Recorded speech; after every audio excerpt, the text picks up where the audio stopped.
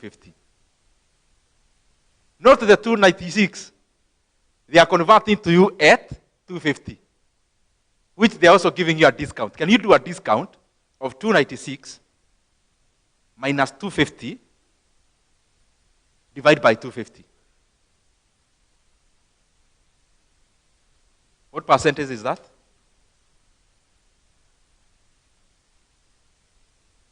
18. That is on discounts on net bank share alone. Add the other 19%,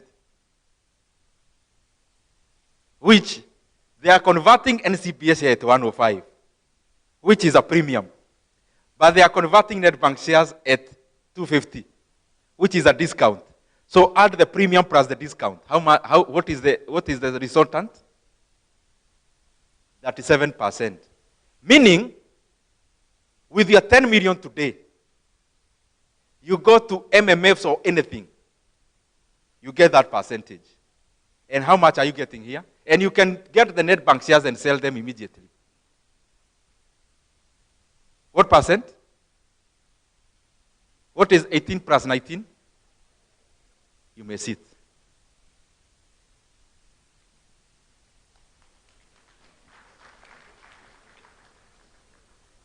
There are always good opportunities in the market, but we don't read.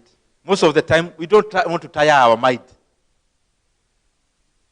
Of course, me, I can't even buy those ones. I'll buy more.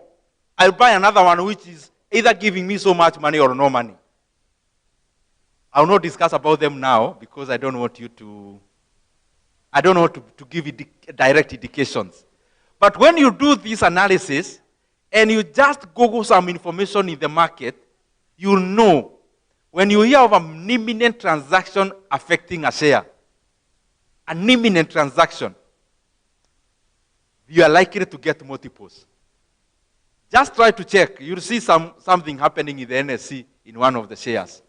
But even if you don't get that one, with PIN and price to book, you already know what to do. Now, very lastly, and I want to attach this, I want to speak two things in terms of the national scale. One, you know, sometimes as leaders we can lie to ourselves too much, and we imagine that lying is now a currency. You know the way you can just lie to yourself, and you lie to yourself, this is white, and you write it as white. We recently had the Kenya Pipeline IPO. Kenya Pipeline IPO was a flop. By the time the IPO was to be closed, it was less than 5% subscribed. So the government extended by a few days. In those few days, Kenya begged Uganda, Museveni, to come and put in money. That was not market-driven. But Museveni, because he's experienced and he's looking for the welfare of Ugandans more than our leaders are looking after the welfare of Kenyans, Museveni gave two solid conditions. One, that he be given 2 board members, but number 2, that he holds veto power on appointment of CEO of Kenya Pipeline. And the Kenya government granted Museveni and Uganda that request. So Ugandans didn't buy KPC shares. Ugandans were buying control of Kenya Pipeline because of the nature of their being landlocked and the need for fuel. The second thing, and I said it last week on Wednesday, and anyone who would want to challenge me, they can come with their evidence, and I'll come with my evidence. The IPO subscription by the closure was below 5%. Ugandans came with 21, they bought 21%. This other one, you are seeing the government reporting yesterday, that there is a 41% percentage bought by local companies. These are not local companies. These are government-affiliated companies. It is becoming a very bad trend. But the #1 trustee of NSSF are not the trustees we know, but the phone calls they are receiving from high offices. And I want to tell NSSF, anything you cannot do with your own money, do not put workers' money in suboptimal investments. The CEO of NSSF and the trustees, I contribute to NSSF because my salary is cut. If you cannot invest your own money in the Kenya pipeline, do not put my money into that suboptimal investment. Because now we want to turn NSSF into a wallet of big offices. When they want to float a board, they know there is workers' money, put there. They put in money for Talanta board. Workers kept quiet. They have been putting in money for these suboptimal decisions that the government is floating to them, which the commercial side of our economy is not taking. And they are receptive. I want to request NSSF, and the superannuation fund. You Kenyans who are sitting in those offices, where you cannot put your money, it is not right to put workers' money in those areas. So the 41% the government is purporting that this is Kenyan companies, it is NSSF, it is superannuation fund, it is Kenya Re, KCB were being ensnared. I hope they refused. And some other companies with only one rider, all being controlled by government. So you cannot come and tell Kenyans and lie to Kenyans. We had an IPO which was 105 oversubscribed. It is the phone calls that were made on Tuesday afternoon by you yourself who know yourself. You called the CEOs of these banks, instructing them to invest workers' money. And if I am wrong, let them come with minutes of the directors' meetings passing those investments, because there is none. And they want to meet and backdate. Kenya Insurance Company, there are other 40% Kenyans who own Kenya Re shares. You cannot continue to be dancing on the tunes of the political actors. It's either you run Kenya Re as a commercial entity, or then you fold it to become a pure parastatal, and then you run it through phone calls. NSSF, if you want to run NSSF through the whims of politics, then the trustees put in your money in there, wachana na pesa ya wafanyikazi kuwekeza pahali kama hiyo. It is very wrong in a market where we have already done our math here. This hall is full of CPAs. That you have seen the P ratio of a company of 22. There is a P ratio of a company at 5, another one at below 2, and then some people take in workers because hawana peni ya pesa ya workers. Na wamepigiwa simu, wanapeleka mabilioni ya workers, pahali ambapo pesa haitarudi. If Kenya's money, the workers, ever miss to get their resources from NSSF, they will blame the phone calls that were made on Tuesday afternoon to the CEO of NSSF, to the CEO of Superannuation Fund, to the CEO of Kenya Re, and to the CEO of the other entities. Because there was no IPO. Don't tell Kenyans there was an IPO of Kenya Pipeline. This was a private placement. Only 2% of Kenyans bought the shares. Because they knew there was political interference even in pricing. The transaction advisor of this transaction is not the company that you saw. It is the phone call. They were told the last day. They were to price Kenya Pipeline at a different price. Wakapigiwa simu. Wakaambiwa jaribuni hii 163. Now we are running our capital markets through whims. That now, tunaona sasa political actors. We have now powers to dictate even what happens in the Nairobi Securities Exchange. Let us get ourselves off the market. Because the NSC is the platform of capital flow. If we put in politics into the valuation of companies, into investments, especially of workers' resources, it will be wrong. And if it's money they wanted, you don't need to force a company like Kenya Re to buy. Kenya Re has already 41 billion Kenya shillings in cash and cash equivalent. And the government holds 60% of the company. You would have just told Kenya Re to pay a special dividend, and you get your money as government without necessarily forcing Kenya Re, which is 40 owned by ordinary, normal, innocent Kenyans, to invest into a sham.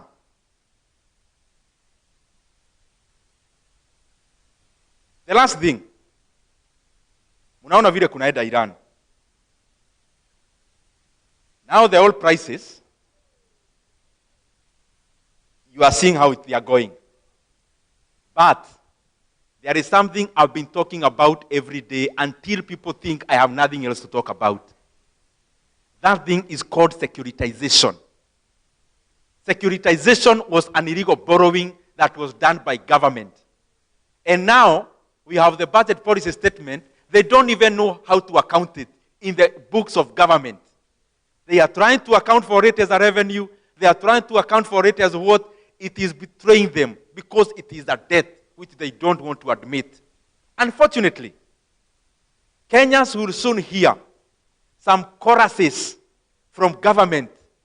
Because they want to raise fuel prices, they will now start blaming Iran and Middle East.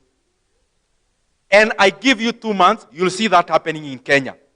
Below 2 months, you'll hear EPRA raising the fuel prices in a manner that is higher than the global oil prices trades. But this is the thing. In 2022, oil per barrel was hovering around $100 per barrel. Even after going up as of today, the crude oil prices, they are trading at around 76, and Brent, which is called sweet oil, is trading at around $82 per barrel, which is lower than what President Uhuru Kenyatta left. The global oil prices are lower now today by over 30% of what Uhuru left. But oil prices in Kenya has not gone down commensurate. Why? Because the government introduced an 8% VAT on fuel, which was not there. And in 2024, just after the protests, the government introduced a 7% levy on fuel. They actually waited for when the oil prices were to go down, wakaweka levy at 7 shillings, which was signed by the then minister. It actually never came to parliament. It was just a gazette notice.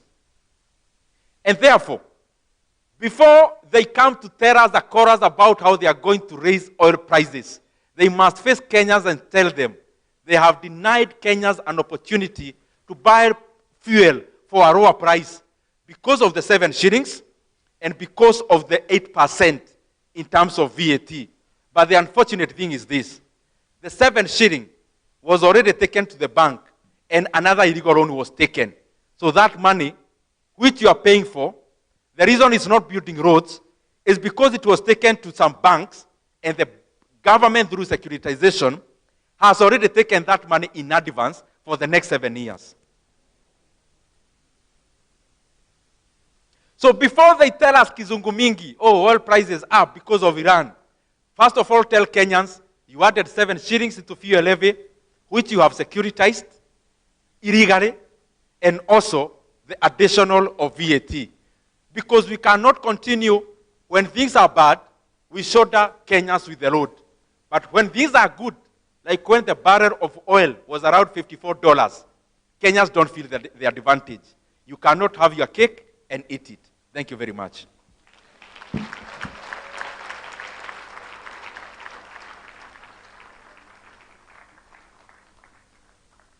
Deserve a better round of applause. Let's all be upstanding and just clap for him. We can give 5 factorial after doing all those maths. 5 factorial starting 3, 2, we are still standing. 3, 2, 1.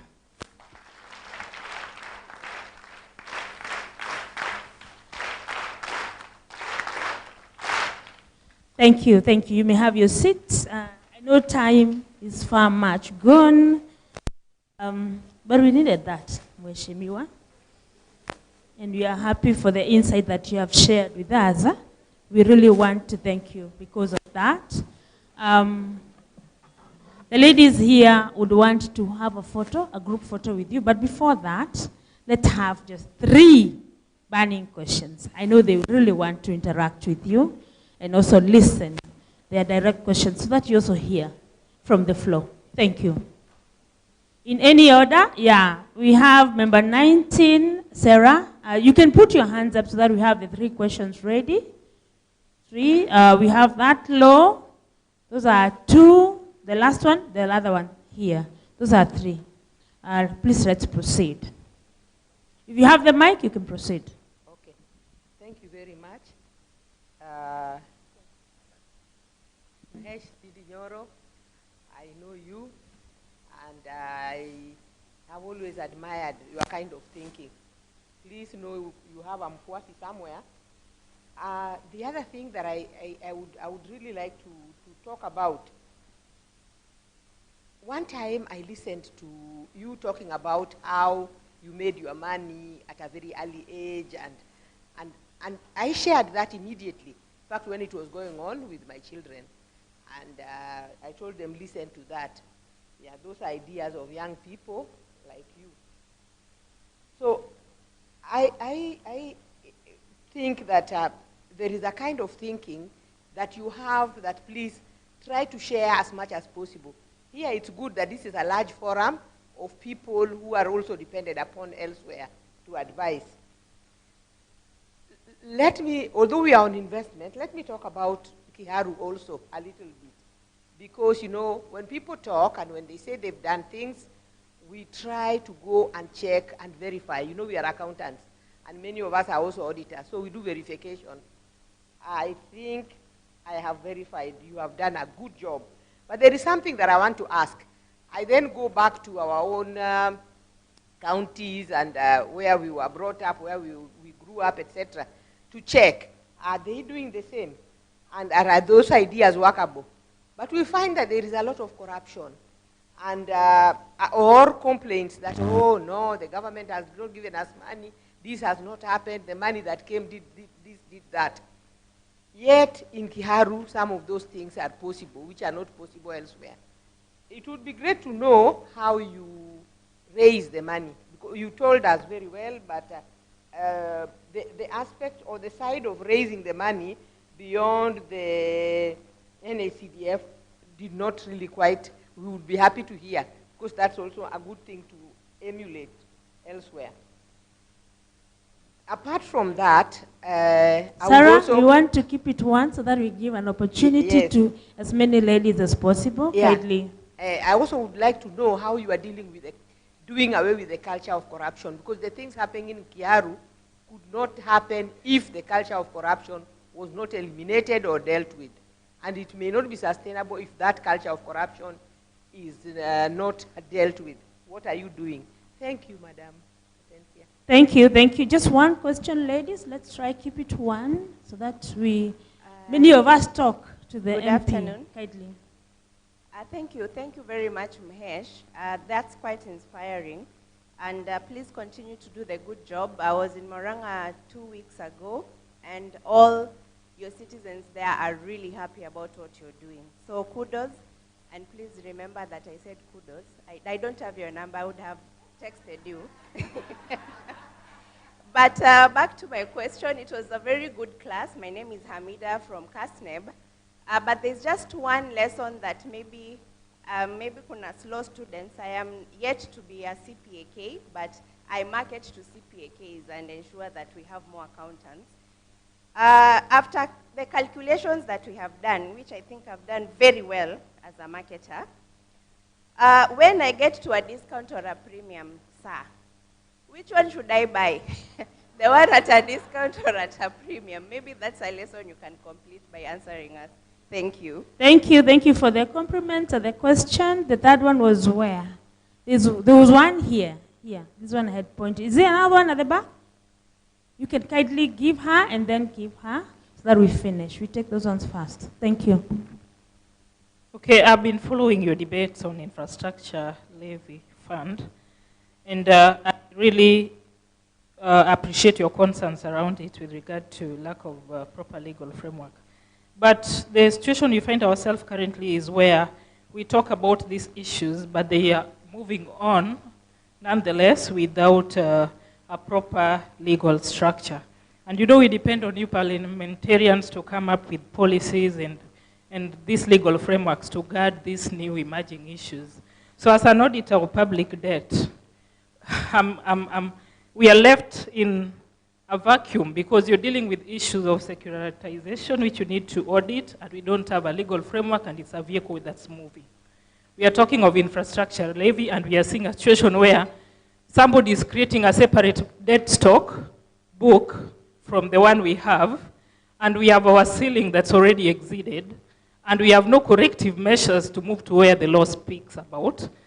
And we are seeing the oversight is taken away from Parliament. So kindly, we are relying on you guys. Please, way forward. Kindly, what was your name? The name? Grace Otieno. Grace Otieno. Public Debt Audit, OAG. Thank you. The first one was Sarah Ouma, and the CASNEP lady was the name, kindly. Hamida. Hamida. The last question. Okay, thank Please you. start with your name. I'm Sipiridia Muruga.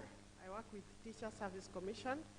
My concern is on superannuation, about the savings of the employees. Kaidre, you are the policy makers, our honorable, and we value you. I really respect you. And I follow you through YouTube, your investments.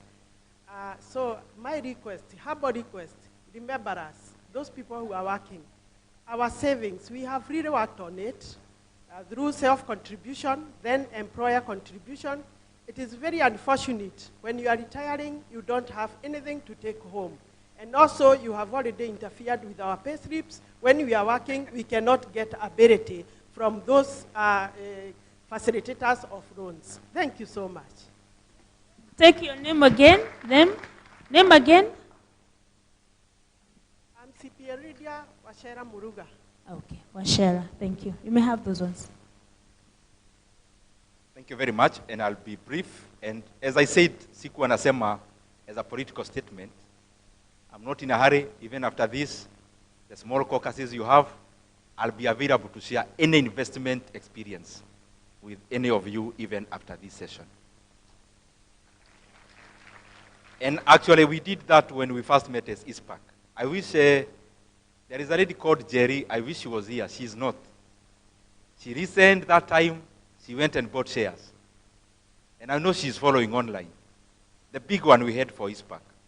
She specifically bought DTB at around 105, if I'm not wrong.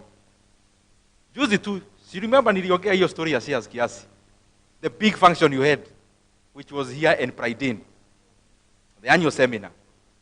She listened silently. Then we had a chat later, those small caucuses. She bought DTB at 105. Check today's prices. Check DTB share price today. You'll find it is over 150. She also bought Kenya Power. By that time, I think it was 12 to 14 shillings. Even after going down because of Iran, it is still around 17. So what I'm emphasizing, the kind of learning we get when we interact must never be for entertainment. Ati unakuja unasikiza, then unakuwa excited, or I become excited, and that's it. Concrete steps also distinguishes whether the conference actually made any sense to you. Beyond the 10 points. So, Madam Sarah, yes, I share these stories because I feel on making money. You asked about making money, forums for young people. I was in the UK the other day speaking in a conference, and there is a lady who stood to say whether they can organize one for their children who are, so that they have the kind of mentality even as they grow. And I'm available. However, in many instances, I'm invited to speak because the logistics of planning, being a politician and I have jobs, I may not. But if there is any kind of a function where there are young people meeting, I am more than available to come and talk about it.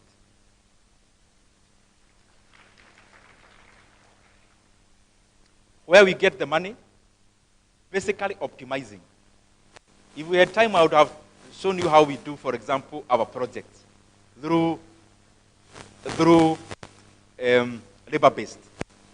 You know, when you give a contract like this of 1 million to build a class, and you bring a contractor, in the big government, kuna kuwaga na 16% VAT, which is already gone even before you start the project. The contractor maybe takes home 30%. That's another 300,000 gone. So before you start the project, and your MP, you've delivered a check of 1 million, for 60,000 is already gone before you even start. So in the labor-based one, we don't have to do all those things. All the money we take remains there. And I'm glad because of our tight, it's a very intensive, but I'm glad even with the help of even the Office of the Auditor General. For the last 2 years, Kiharu have had the best level of audit. Ile munaita unqualified. I avoid saying unqualified because mutu hajui the jargon, unqualified means another thing. But you as accountants, you understand what unqualified opinion is. That's what Kiharu had for the last 2 years. Pesa ya county inaenda wapi? County is twofold. One, the equitable share is not growing. It's actually growing at a slower pace than inflation. So governors hawapelekwi vizuri na national government. That's the truth. More obligation is there for them, but the money is not following. If you check the proposal for the money for this financial year, compare with the last financial year, and compare with another one, if you factor in inflation, the money for equitable share is actually going down, not up. So on that side, they also deserve to be helped. Unfortunately, nowadays, as you know, there's no oversight. A governor will talk, anaitwa, anakuwa, anaambiwa hivi na hivi na hivi, story inaisha. So there is not that coherence that was used to be there in pushing for county resources. When people were like Isaac Ruto were the heads of the governors, we could see the push, and the push would resort for more money. Nowadays, that's not there. Madam Hamida from Kasneb, a discount premium. When I am buying this water, price written here, which is the book price, is 50. But I pay 45, meaning I'm paying a discount. Am I benefiting more or losing more? What if the same is written 50 here? Like the way Coca-Cola inakuwaga imeandikwa price. The retailers maybe wasipitishe. Kitambo ilikuwa hivyo. It's written 50. I pay 70. That's a premium. Have I overpaid? Have I benefited or not? See, I've lost 20 shillings. So anything you're buying at a discount, you're actually buying at a discount because the benefit is coming more to you. Anything you are paying a premium, unless there are enough reasons to pay a premium, then you are paying more than the book value. But as I described, all the external banks, they operate on a premium because they pay very high dividends. You know, investment is either you are investing for growth or for the current return. In terms of the current return of dividend, that's why you see this ABSA, Stanbic, Stanchart, they all trade at a premium. Because most investors there are not for growth. Most investors are for dividend. And as I said, if Stanbic wanted to expand to Uganda, it is not Stanbic Kenya that will expand to Uganda. It is Standard Bank, the owner of Stanbic, that will go to Uganda. So the growth of Stanbic is only limited geographically to Kenya. So there's no growth.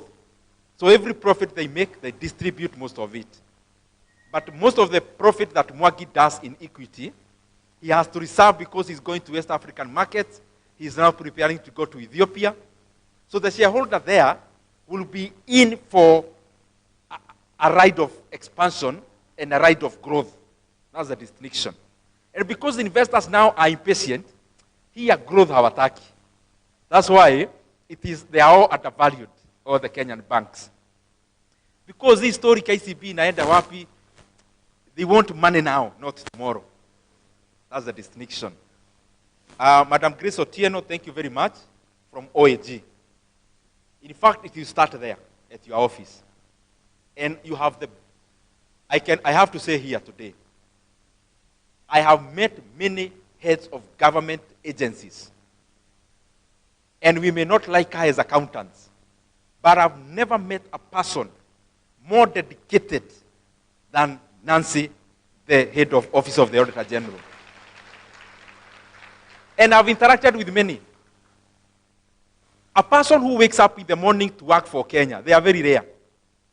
Many wake up in the morning to cut bills. And please keep up. Start from your office by pronouncing to Kenyans that securitization is illegal, because it is.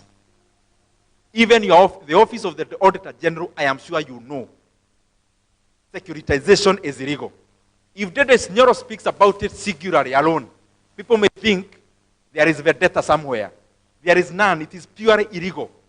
If you want to borrow, account it as a loan. National Infrastructure Fund is a hoax. It is actually National Illegal Borrowing Fund. Because the money we raised from Kenya Pipeline, after government buying itself and coming to purport it was an IPO, that money inawekwa hapo. Ile ingine ya Safaricom, which we sold for a song, inawekwa hapo. This is the plan. For every 1 shilling, the government wants to borrow 10. You see the way you go to a SACCO, wanaangalia you are saving, unaambiwa times 3 of the loan. Now the government wants to do that experimentation. You only need to raise, in fact their plan is to raise 500 billion out of sale of government assets, but they are giving fancy words. One of the fancy words is called crowding in. The other one is called leveraging. Those are synonyms of borrowing. They want to borrow times 10 of the money raised. But this is the thing of the book. To give you context, Kenya is currently borrowing it's now going to 1.4 trillion. In fact, they plan to borrow more this year. So Kenya will borrow 1.5 trillion this year. Net. Hapo sitahesabu the one you borrow to pay the previous loan. Hiyo ni net borrowing. As we talk here today, Kenya is borrowing 4 billion Kenya shillings every day on net terms. Net borrowing. 4 billion every day. You've been here for seminar for 5 days. By the time you go back to Nairobi, the government of Kenya will have borrowed a net of 25 billion shillings. Now, since this book is growing and IMF are asking us questions, now we are running away from this book. See at inafugwa, it is still continue to borrow 4 billion shillings a day, but on their side we open another one. And we baptize it as NIF, which is a hoax. Then we create another loan book. If you want to know what happened with that kind of experimentation, look at Senegal. President Macky Sall came up with a grand plan of starting a new city in Senegal through borrowing. Through those experimentations of, asset-backed, revenue-backed, all that's shenanigans. By the time the current president and prime minister walikalia kiti, hata ilibidi wakosane wao wenyewe, na walikuwa my brothers. Walipata hasara. Some loans were recorded, some others were not recorded. Reconciling the amount of debt the country had, they are now begging IMF. And you know the catastrophe that comes after that. Devaluation of shilling, loss of value of money, spiraling it. Vitu mingi inaharibika including interest rates. And those are the things we are saying. It doesn't matter which side of politics you are in. This is wrong for the country. Even the people doing, they know. And I can tell you, in my previous position, we attended meetings even with the current leaders of the National Treasury, with the highest leaders in Kenya. And we all came to a conclusion that these experimentations are wrong. IMF opinion was that it is wrong. World Bank opinion was that it is wrong. But because there are elections next year, we can afford to be reckless because somebody else will carry the baggage. That's why it is wrong. It is wrong, even them they know it is wrong. So, take for example, Talanta board, ile mulisikia juzi. We borrowed 44.5 billion to build the stadium. We raised a board for 15 years at 15%. If you do present value of that money, it's more than 100 billion Kenya shillings on interest rate alone. So we build a stadium. We are telling Kenyans we have built Talanta's stadium. It is good. Other governments have built stadiums. Sinyayo tulipata huku. Na Moi International Airport, Stadium. Kasarani. Tulipata kama imejengwa. But there were no illegal loans. We borrowed a loan of 44.5 billion. Interest rate alone will be 100 billion shillings in 15 years. And then we are coming here to tell Kenyans this should not be treated as a loan. It should be treated as what? What is it? We are coming here to say we have securitized fuel levy. We took 175 billion, which you've already paid, without that money passing through the budget. And then we come with suits to tell Kenyans we have come up with new methods of doing this and that. It's not a loan. It's not a loan. It is what? The banks gave you a loan. In their books, it is recorded as an asset. On your side, it should be recorded as a liability. You are already amortizing it. One of the definitions of a loan is something you are amortizing. And you are here telling us it's not a loan. What is it? The last one, if I got the name correctly, Madam from TSC, Madam Ruga, superannuation. Let me put it this way. The illegal board, Talanta board, the highest investor in that board was NSSF, Superannuation Fund, and Kenya Commercial Bank. There is no sensible commercial bank that bought into it. Equity Bank never bought, NCBA never bought, this ABC Bank never bought. So you want to tell me, somehow, the people who buy Talanta Fund are all where government can make a phone call. And you tell me it's commercially viable. It is not. If it's commercially viable, the same way government flows a board and you all apply to buy because you are rational investors. How comes this they floated and no one in the private sector was willing to buy? Why? So, NSSF today, Superannuation Fund, CPF, they are all instruments of the executive to invest workers' money in suboptimal ventures. Let them call a press conference tomorrow and denounce it, and I'll come with my own evidence on where they have put workers' money. Now we talk about this, the IPO, which was a sham. You float an IPO, only 2% goes into public. 2%. You remain with 35% as GOK. Ugandans buy control. Ugandans were not buying shares. They were buying control. They come in with 21%. That's already 56%. And then you call a press conference. And you parade people there in suits and say we had a successful IPO. We had 41% private sector, I don't know, companies in Kenya. We had 2% individual retail shareholders. We had 21% Ugandans, and 35% is remaining with GOK. Please, nyinyi watu wa treasury, nyinyi muliita press conference jana. Call another press conference tomorrow. Now unbundle the 41%. And you realize the government bought itself. The 41%, again I'm repeating, NSSF was forced. Their own internal analysts had thought that KPC is overvalued. Superannuation Fund, the CEO was returned from the airport to go back to Nairobi on Tuesday to sign up those sums. CPF should take care of county governments, workers' money. But now they're in the pocket of the executive. when the executive wants to raise money, and the Kenyans, after evaluating, they see it is not an optimal decision, they are forcing also CPF money to be put in.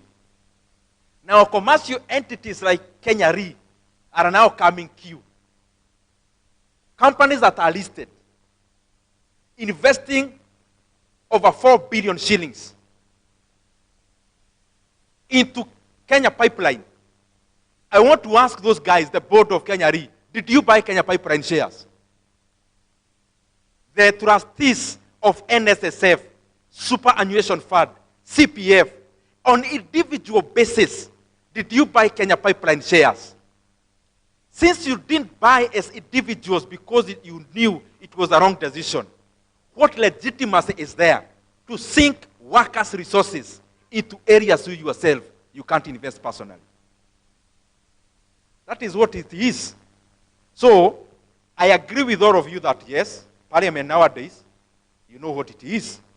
But what I want to guarantee you, even if I'll be alone, we'll keep speaking what is right. Time will vindicate us.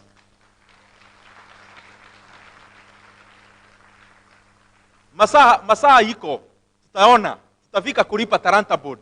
Tuanze kuulizana, tutatoa wapi hii pesa?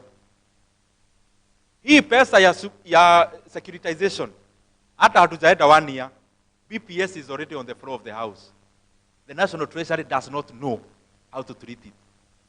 Wanajaribu kuweka 32 billion as revenue from the 7 shillings, but the 7 shillings has already taken a loan. So it is on the revenue side, or the expenditure side, hakuna. Those experiments, you can lie to people about whether you'll do what or what, but you can never lie to Kenyans about what is 2 plus 2. It will always be 4. And that is how the economy is managed. Thank you very much. Thank you, thank you. A better round of applause. We have a gift. We have a gift for you. Let me request CP Muri to come.